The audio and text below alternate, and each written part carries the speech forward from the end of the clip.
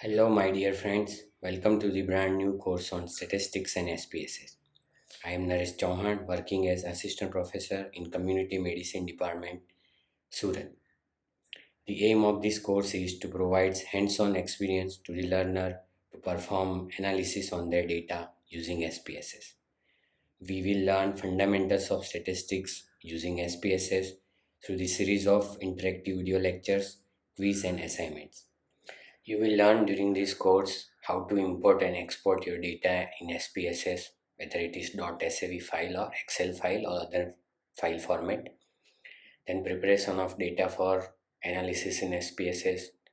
Then we will also learn frequency distribution and how to calculate mean, median and mode, how to create graphs, charts using SPSS. We will also perform cross tabulation and how to analyze data when there are multiple response data set, how to check assumptions of normality and homogeneity of variance before conducting any analysis, parametric group of statistical test, non-parametric test, then correlation regression, multivariate analysis, and finally we will dive into exploratory factor analysis. Good luck and happy learning.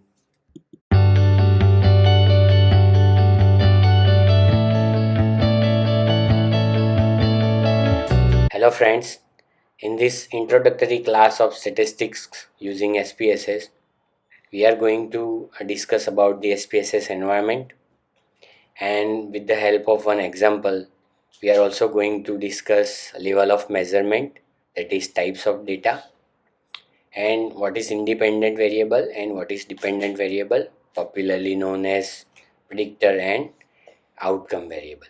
And I assume that all of you have already downloaded and installed SPSS on your laptop or computer. If it is not so, then Google search how to install SPSS on your Windows or Mac computer. These are the three guys from Stanford University who developed SPSS software and released it in 1968. So we are now starting SPSS from our computer.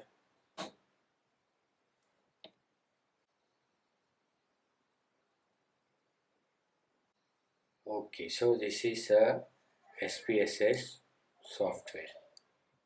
It has two windows. One is known as the data editor and another is known as the output window or output statistics viewer. So most of the analysis, graph, charts, tables, statistical test tables that will appear in this canvas, and our data, they will appear here. So let me open one file to understand it better.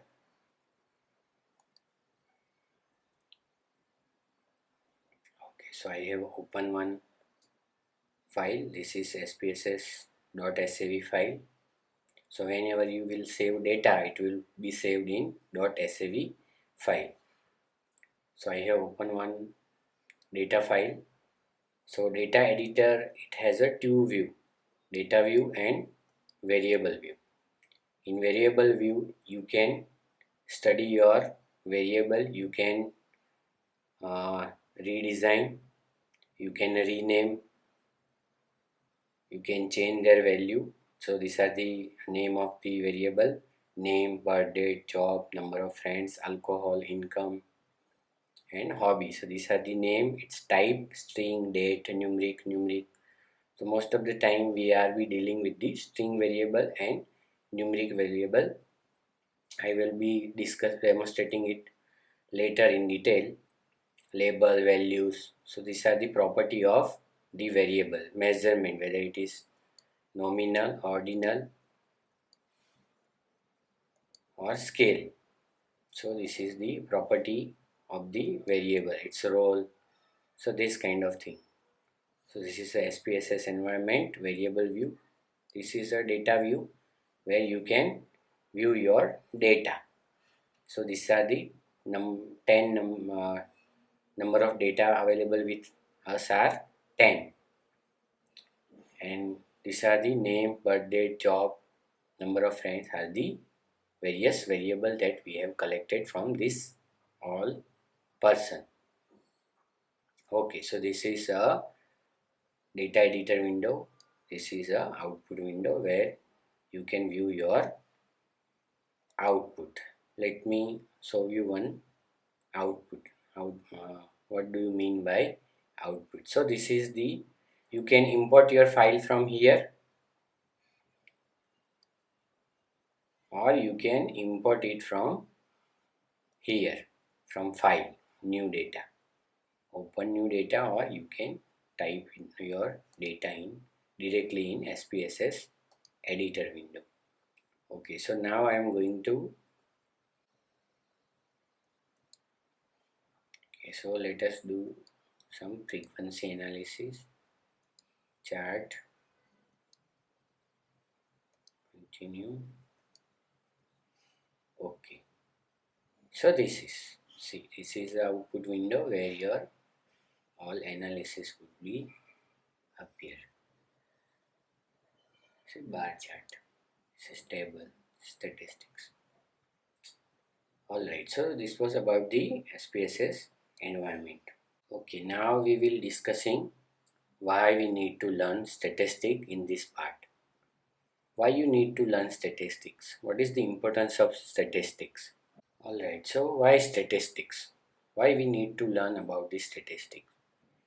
Because as a human being, we have a curiosity, we have a lot of questions and queries.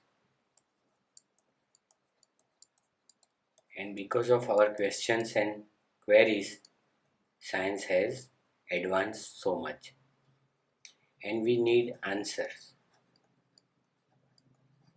And for those answers, we have a data. We collect data, or we have a observation. And from observation, we can, on that observation, we can perform our analysis.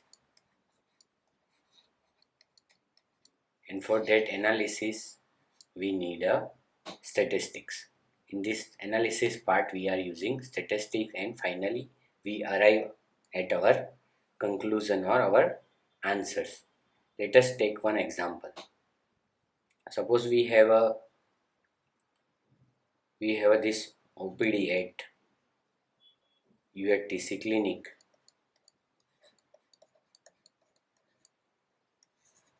and we have around 250 to 500 families living there and coming to us for the treatment. And during our conversation with them, while talking with them, we observe so many things, like they have a mental health issue, and they have a skin infection. These are common encounters.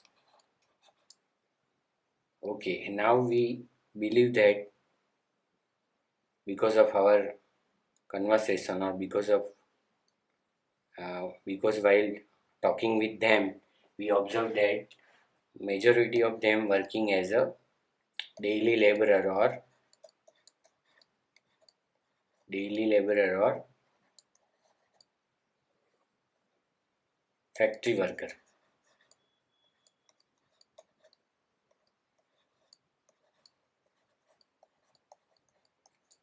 And because of their occupation, or because of their working condition, they might be suffering from the mental health issue and skin infection.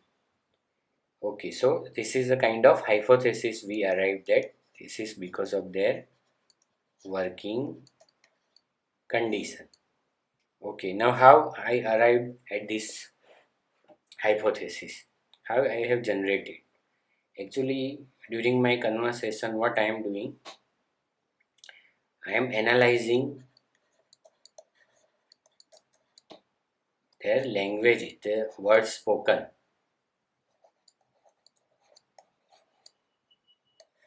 or text and sentences spoken by the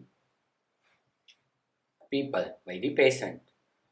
So this is one approach in studying the problems known as the qualitative methods. Qualitative methods. Another approach is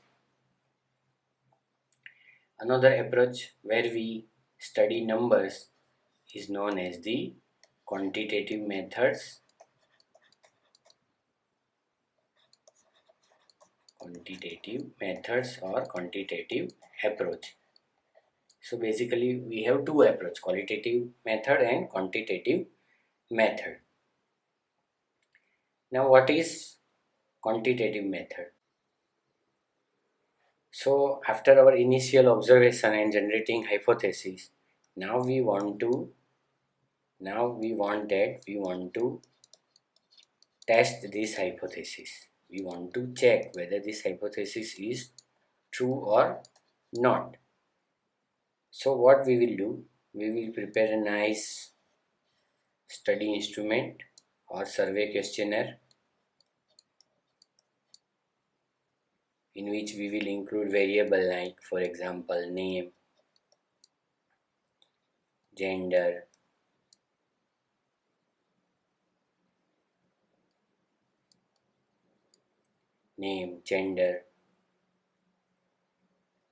age,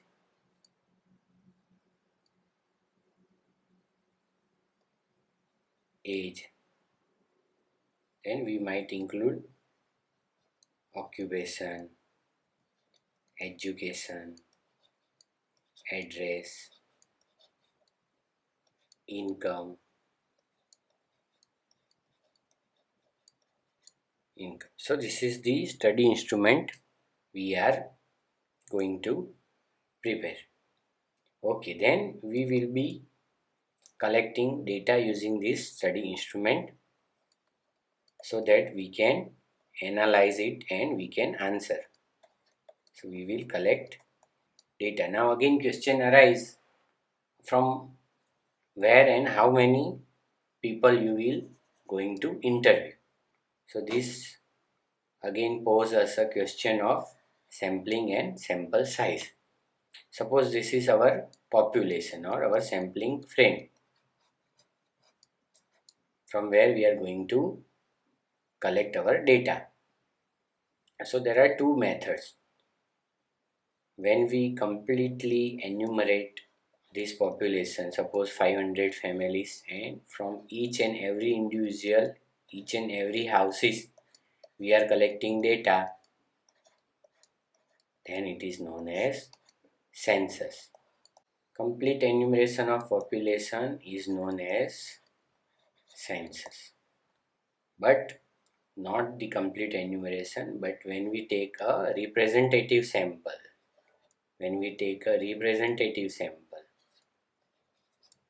for our study, then it will become sample survey.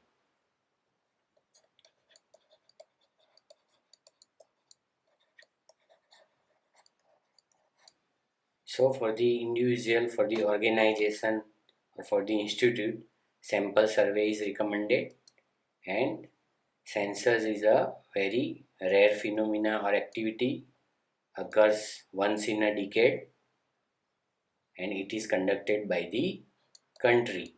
It is a country level effort because it is the kind of complete enumeration. Although this is a small data, but when we are talking about the country or state, it is a numerous data. It's a large number of data, and no organization or institute can afford it.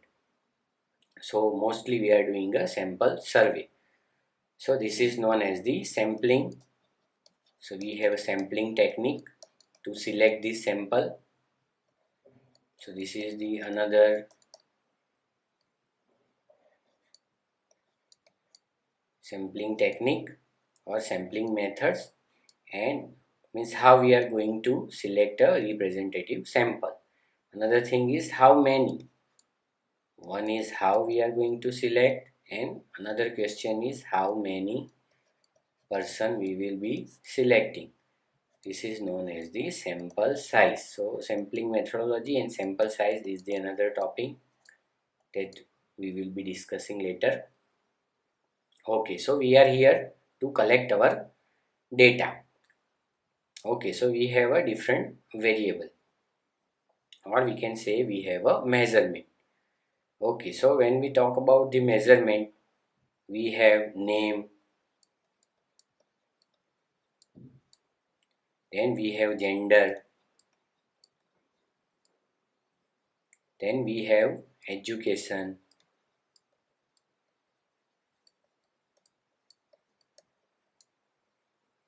then we have occupation.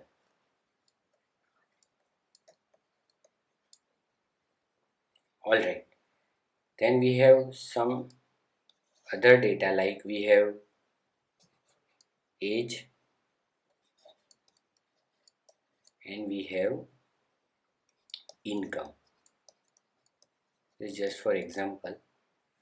So if you look at this data, name, gender, education, occupation, age and income, these are known as the level of measurement. So what do you think? What is the difference between this kind of data? The data mentioned upper part and data mentioned here. So name, gender, education, occupation is a kind of characteristic which we are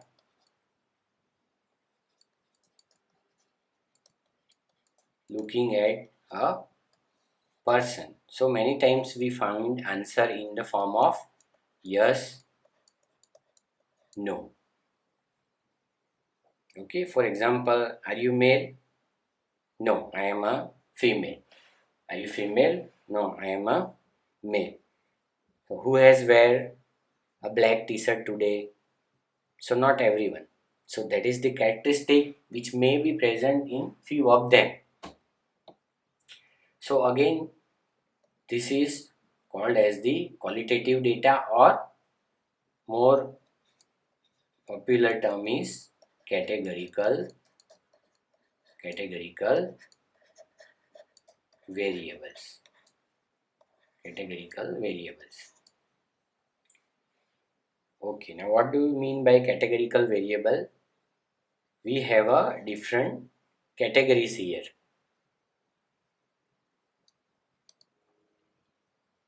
We have different category here. So male, female,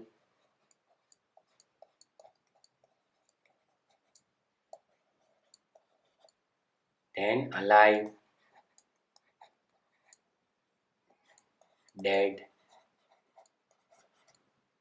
So if you notice here, in this categorical variable also, when there are only two category, then it is known as the binary categorical variable. Binary. But when sometimes it takes more than two category, for example, male, female, and third gender, then it becomes nominal categorical variable. Nominal categorical variable. So we have binary categorical variable and we have nominal categorical variable. Okay, so what is nominal categorical variable? Nominal means name. Nominal itself suggests that it is related with the name. So we have, we are human, then the another species animal, like that. So nominal is related with the name. Now in the categorical variable, sometimes category takes, so categorical variable sometimes take in the form of order. It takes order. Now, what do you mean by order? For example, for competition, first, second and third winner. So this data is having a order, and it is suggestive that this order matters. Means first is first, second is second, third is third. So it's suggestive of their order. Similar to this, another example is class 1, 2, 3, and like that. Another example is like low, medium, and high. So this is a kind of particular order which is followed, and we cannot omit this order. It doesn't make any sense if we omit this order.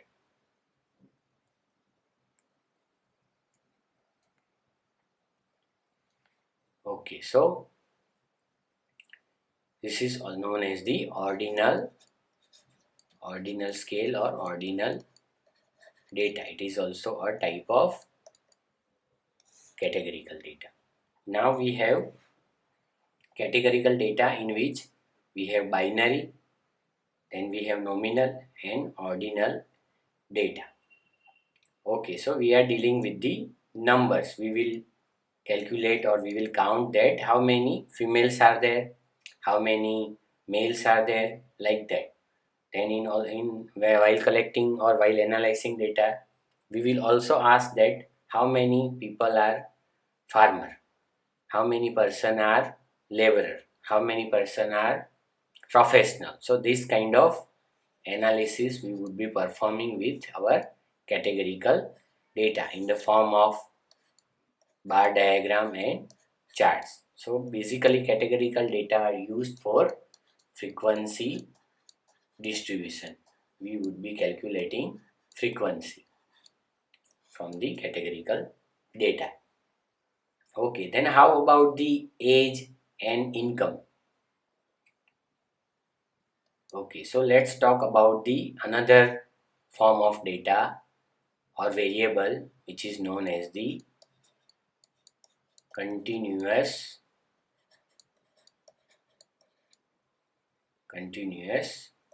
variable. Okay, what is continuous variable? So continuous variable is one when it is unlike to categorical data. We are measuring on the score for each person. So continuous variable or continuous data would take a value which can be any. So it can take any value, and it depends upon the type of scale you are using. Whether you are using a weight you are measuring or you are measuring height. So depending upon that, it can take any value. What you are measuring, whether you are measuring weight or you are measuring length or you are measuring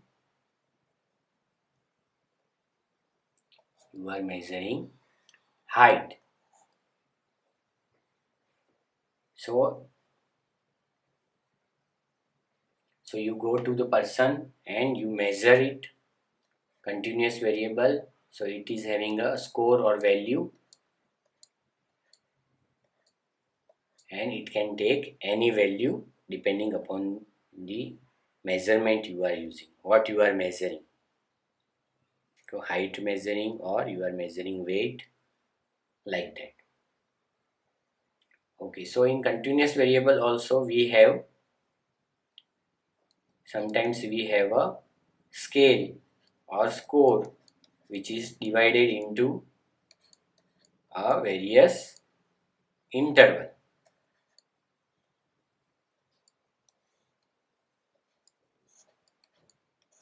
These are the interval in which we have divided. Okay, now what is the meaning of this interval?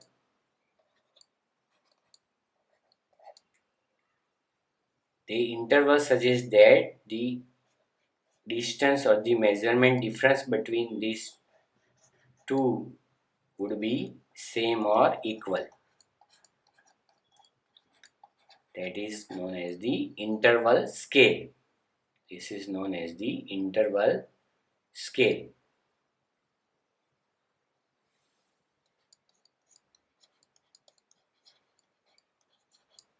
So interval scale is when the variable take a measurement or value which is having a equal interval. So when you take a difference between two measurement, it would be equal.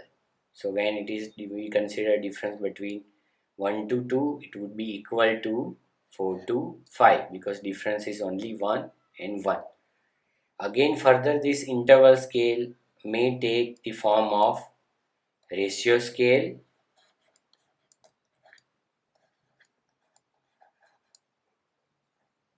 when you can truly calculate ratio. Now what do you mean by truly calculate ratio? Suppose if the one person is having height of 150 centimeter, another person is having height of 75 centimeter, person A and person B. Person A and person B. So when we take ratio of the height of both the person, it will be 2. So can we say that this person A is twice tall as person B? Yes. So this is known as the ratio scale because here true zero is possible and it is having some meaning. When you take a ratio, it is having some meaningful inference. So it is known as the ratio scale. So we have interval scale and we have ratio scale. Okay, so for continuous variable only we have a discrete continuous and we have truly continuous variable. Now what is discrete continuous variable? Discrete continuous variable, we have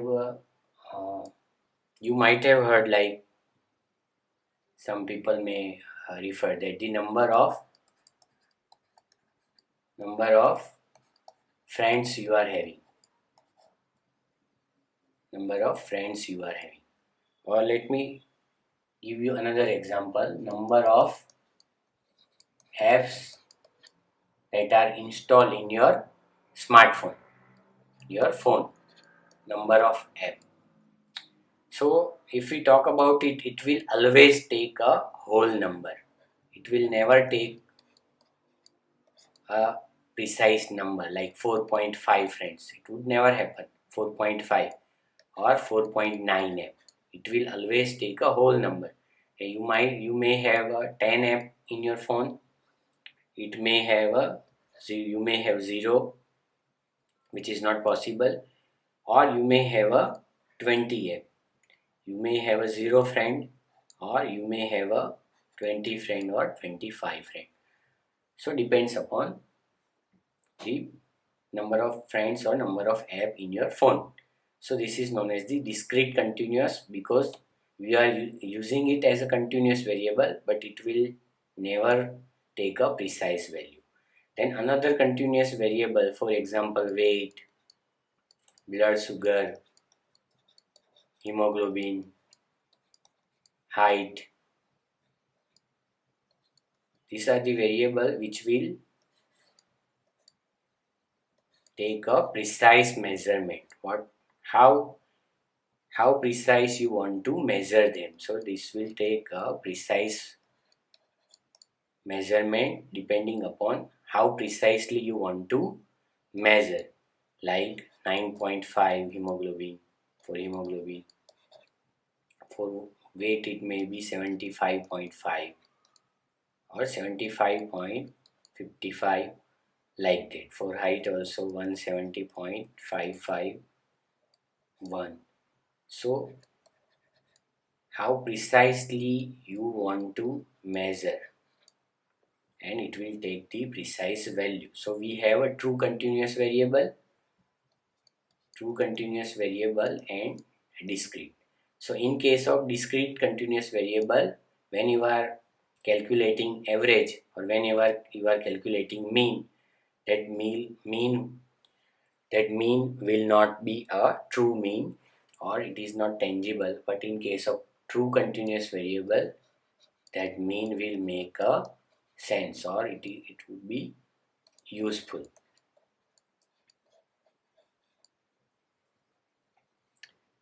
Okay, now in the whole in this whole class we were talking about variable. So what is variable? Variable, as the name itself suggests, which varies. Which varies. So it varies from person to person. It varies from person to person. It may varies from location to location. For example, rain pattern or illnesses. So it may vary from person, location. It may varies with the time, like the seasonal occurrence of the cases or the disease or the stock market varies with the time. So variable which varies, that is why it is known as variable.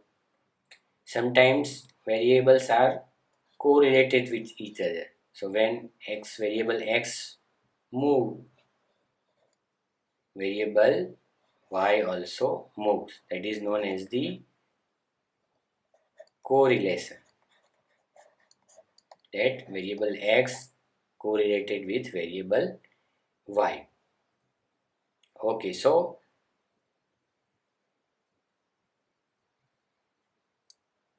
sometimes it happen that the one variable is having effect on another variable.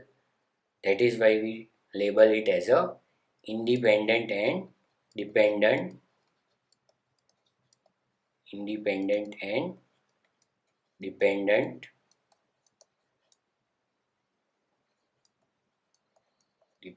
variable. Now what is independent and dependent variable? So independent variable and dependent variable. So in our example only, we said that we generated hypothesis that because of their occupation, they are suffering from various diseases. So occupation is a cause, isn't it? We can say that occupation is a cause. And what is the effect? So because of the occupation, they are suffering from the disease, which can be anything, but here we are taking as an example mental health issue, which can be measured in various scales, and the skin infection, which may be, again, it could be a common fungal infection or anything. So we have a cause and we have a effect. So cause is known as the independent variable, and it is having some effect is known as the dependent variable. So most popular term used for the independent variable is predictor. So which predictor. So which predict, or for the dependent variable outcome. So predictor predicts the outcome. So what is the predictor here? Occupation is a predictor, and mental health issue and other disease is the outcome. Okay, so if we take some another example, suppose age is a independent predictor of the developing certain diseases, age-related diseases.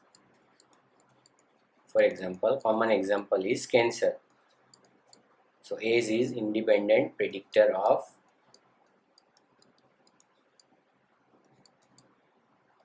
age-related predictor and outcome. Okay, so this is about the variable. So in this our second approach, we started with the developing questionnaire, then we started measuring all the variable from the sample of the population, and then we started analyzing those data. So basically we are here analyzing numbers.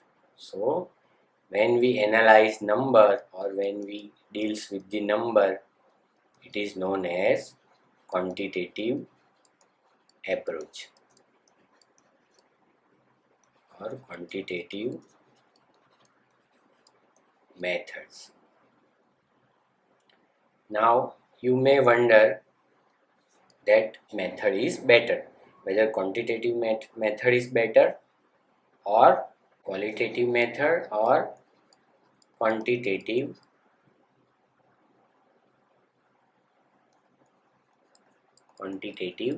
method, which one is better. So it is not like which one is better, so they are complementary to each other. So each method support each other, so they are complementary. Remember this thing, they are complementary to each other. How? So this qualitative method, they help us to analyze observation, and at the end we generate some kind of hypothesis. And this quantitative method, it analyze numbers and help us to check or test that hypothesis. So that is the importance of both the method. They are complementary to each other. So there is no competition between the methods, but they are having advantage over one another, and by combining them we can get the maximum answers. Why? What is the need to learn statistics? So from our initial observation we generate explanation theory, and from all those observation we can predict. We generate hypothesis. So if we put in a very nice diagram, then it is that we have a initial observation from the data observation, then we generate theory, hypothesis, and we identify variable, name, age, whatever depending upon the research. We already discussed one example. Then to test that hypothesis we collected data, we measure variable which may be categorical or which may be continuous variable, and then we apply our statistical knowledge to analyze those data. We may prepare graph, we may fit model. Mean is the most commonest model used by us as a statistical model. So this doesn't end here. So after our conclusion, some may add another thing, another additional findings. So again there would be a theory, and again there would be a analysis. So this is a kind of cycle. Another useful thing to remember is that when is hypothesis is not a hypothesis. So whenever we are generating hypothesis, it should be a definitive statement, and it should be a objective and measurable, so that we can check it or we can test it through the scientific methods. Otherwise it is not a hypothesis. So non-scientific statement can sometimes be altered to become a scientific statement. So example, this is one example, a particular movie. If we say that the particular movie was the most influential movie ever, it is the kind of adjective or non-scientific term which is not measurable. But when we reframe it and say that that particular movie was the highest grossing Indian movie ever, then we are able to measure it. So now we are telling that a particular movie is having a highest earning movie. So now we can measure it and we can check our hypothesis. So we discussed types of variable and qualitative and quantitative methods.